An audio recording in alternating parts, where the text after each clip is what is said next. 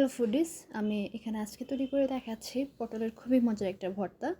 তো বেসিক্যালি আমরা পটলের খোসাটাকে ফেলে দেই, বাট ফেলে না দিয়ে খুবই মজার একটা ভর্তা তৈরি করা যায়। তো ফার্স্টে পটলের খোসাগুলোকে আমি সেদ্ধ করে নিয়ে পানি ঝরিয়ে ব্লেন্ড করে নিয়েছিলাম। দেন তেলের মধ্যে পেঁয়াজ কাঁচামরিচ ভেজে নিয়ে জাস্ট কয়েকটা মশলা ইউজ করেছি। হলুদ, মরিচ, লবণ আর রসুনের কম্বিনেশনে এই ভর্তাটা তৈরি করেছি, আর সাথে ছিল চিংড়ি মাছ। পেঁয়াজটা যখন একটু সফট হয়ে এসেছিল তখন দিয়েছি হলুদ, মরিচ, লবণ আর রসুন বাটা।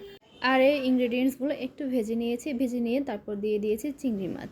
চিংড়ি মাছও একটু ভেজে নিয়েছিলাম, আর সেই সাথে দিয়ে দিয়েছি পটলের পেস্ট। পটলের পেস্ট দেওয়ার পর পানিটা যখন শুকিয়ে আসবে তখন একটু ফ্লেভারের জন্য ধনেপাতা কুচি, একটা ডিম আর সাথে দিয়েছি ফ্রাইড করা পেঁয়াজ।